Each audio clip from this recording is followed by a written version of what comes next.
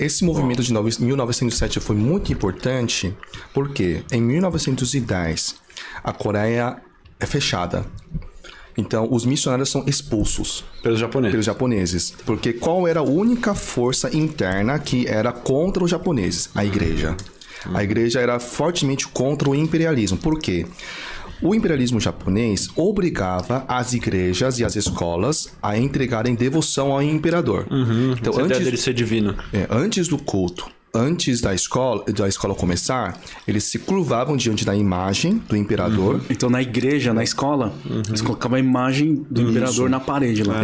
Já teve uma onda de Que é perseguição. o que acontece hoje na Coreia do Norte. Exato. Em todas as igrejas, entre aspas, do Estado, tem lá as 3 imagens, né? Do Pai, Filho e o Espírito. O Pai, Filho e o Kim Jong-un, né? Tô brincando, né? Mas eles copiam mesmo. Os norte-coreanos copiaram esse conceito da trindade para formar o comunismo lá, né? Então, mas enfim, voltando, né? E os japoneses, então, parece...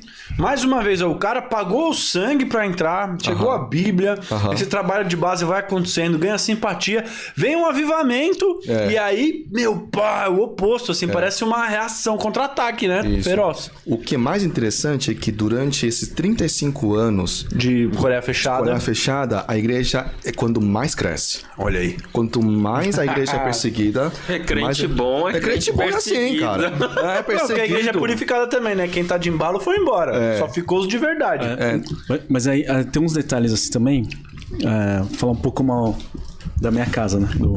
Dos presbiterianos. Mas esse se curvar perante a imagem do imperador, que era dito como um deus, uma divindade, uma deidade que era o imperador do Japão.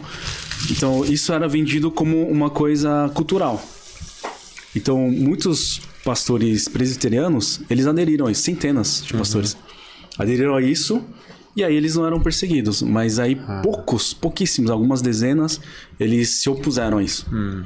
E aí eles foram perseguidos até o final, né? Mas uma coisa que eu percebo aqui de vocês falando a gente estava numa parte aqui da timeline que eles não estavam entregando para a liderança local. Foi a minha frase que saiu virtude aqui. Eles não estavam passando a liderança para os nativos. Quando vem o Império Japonês e os missionários têm que sair, eles têm que transicionar a liderança na marra. Mas Deus já tinha preparado isso 3 anos antes. Deus já preparou o terreno. Que foi o avivamento. Avivamento. 3 anos antes, os coreanos já perdoaram os japoneses. Tanto que houve movimento da igreja coreana evangelizar os japoneses. Eles enviam... primeiro um missionário coreano, sabe para onde que é enviado? Tem uma ilha chamada Jeju, no sul.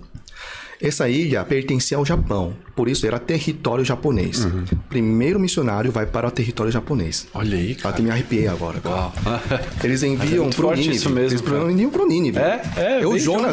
Jonas, o exemplar, né? Ele vai. Ele não entra no barco para ir pro outro lado, né? Pra China. Ele vai pro Japão mesmo. Então esse movimento de evangelizar os japoneses cresce e realmente tenta perdoá-los. Como Jesus nos perdoou, né? Na cruz ele fala, né? Pai, perdoa eles porque não sabem o que estão fazendo. Né? E é isso que os missionários ensinam, né? E grato aos missionários que foram fiéis ao evangelho, né? Graças a Deus, né? Sim.